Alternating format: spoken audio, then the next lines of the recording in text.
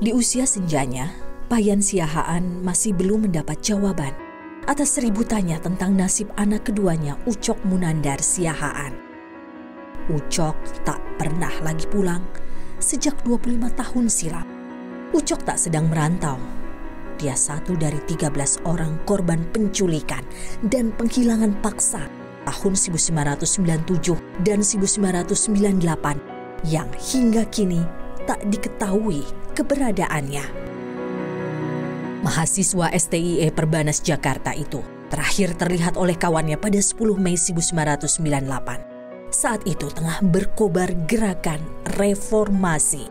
Setelah itu, Ucok hilang bak ditelan bumi. Kami cari-cari loh semuanya kan, cari-cari semua pemilih semua segala macam. Terus nggak ada kan, terus kita jangan-jangan waktu dia itu di luar mungkin ditangkap sama tentara, karena waktu itu polisi kan masuk barak kan, nggak ada keluar. Ini kita carilah ke polsek, polres, kemudian ke kodim gitu, nggak ada.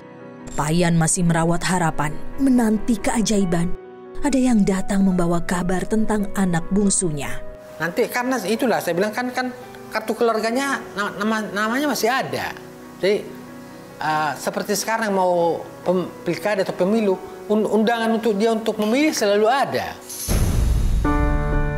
Merujuk catatan Komisi untuk Orang Hilang dan Korban Tindak Kekerasan (Kontras), ada 23 orang yang dihilangkan secara paksa dalam periode 1997 sampai 1998. 9 orang dilepaskan, 1 orang dinyatakan meninggal, dan 13 lainnya hingga kini tak diketahui keberadaannya, termasuk Ucok Munandar. Mereka adalah para aktivis 98 yang menjadi target operasi penculikan oleh tim kecil Komando Pasukan Khusus Kopassus yang dinamai Tim Mawar.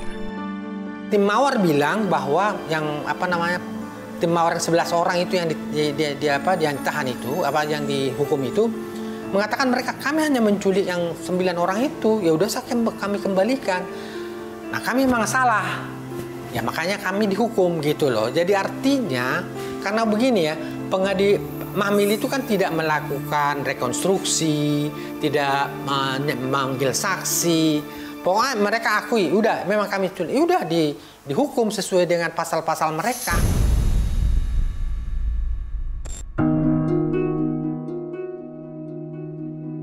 Bersama istrinya, Payan telah menempuh beragam upaya untuk mendapatkan jawaban. Berbagai audiensi dengan pemerintah telah dilakukan. Namun hingga kini, negara belum juga mampu menjelaskan nasib Ucok serta 12 orang lainnya. Kami kan mendesak untuk Komnas HAM, bagaimana status kami gitu kan. Karena kalau tidak dilakukan penyidikan berarti kasus ini tertunda-tunda terus. Payan kini berjuang sendiri setelah istrinya dipanggil Yang Kuasa pada Februari lalu. Kan gini, saya bilang kan waktu itu kan dia di ICU lah ya, di ICU kan sudah kritis banget lah. Dia bilang, kalau misalnya kamu juga sudah pergi, saya tetap berjuang itu sampai titik darah saya yang perhabisan, juga saya akan perjuangkan. Setelah saya ngomong begitu di kupingnya, baru dia lepas. Payan mendesak pemerintah memberi kejelasan terkait status Ucok dan menuntaskan penyelesaian kasus ini lewat jalur hukum. Non-yudisial saya terima karena toh yudisialnya itu tinggal satu lagi, yaitu pembentukan pengadilan HAM ad hoc. Kan sebenarnya kalau yudisialnya kan menghukum pelaku.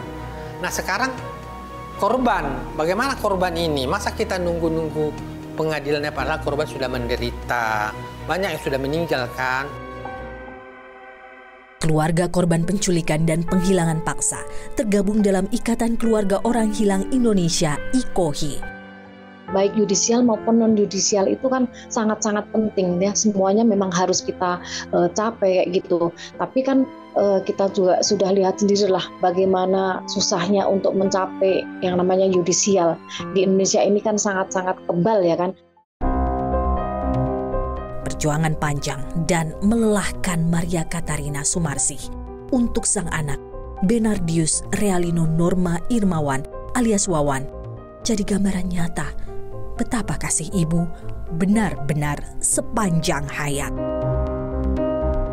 Wawan, anak sulung Sumarsih, jadi korban penembakan tragedi Semanggi 1, 13 November 1998. Mahasiswa Universitas Atmajaya Jakarta ini turun ke jalan sebagai relawan dalam demo menolak sidang istimewa MPR 1998. Banyak orang bercerita pada hari Jumat sejak pagi, Wawan menggunakan ID card tim relawan untuk kemanusiaan. Nah, kemudian saya mencari kesaksian. Banyak orang mengatakan bahwa pada saat itu ada tentara masuk ke dalam kampus, kemudian ada korban yang jatuh. Wawan tanya, "Pak, itu ada korban jatuh, boleh ditolong atau tidak?" "Boleh, silahkan, boleh, silahkan." Kemudian setelah Wawan mengeluarkan bendera putih dari dalam tasnya, dilambe-lambekan sambil menghampiri korban, Wawan ditembak. 25 tahun berlalu, Sumarsih masih terus merawat kenangannya bersama Wawan. Ini saya lihat ada piring ini. Ya, jadi Wawan itu setiap saat selalu ada di hati saya. Kalau saya sedang lelah, saya suka nyebut nama Wawan. Nah, Wawan, ibu lelah. Ibu lelah, Wawan. Terus kemudian dalam pikiran saya, orang meninggal itu kan sebenarnya kan hanya masih hidup, hanya pindah pindah suasana ya. Kalau dulu di dunia, sekarang dia sudah di surga. Kalau menurut saya ya. Jadi Wawan masih ada. Kalau misalnya Wawan pulang lapar ya, kan tinggal buka piring, minum, buka tudung saji, dia langsung makan.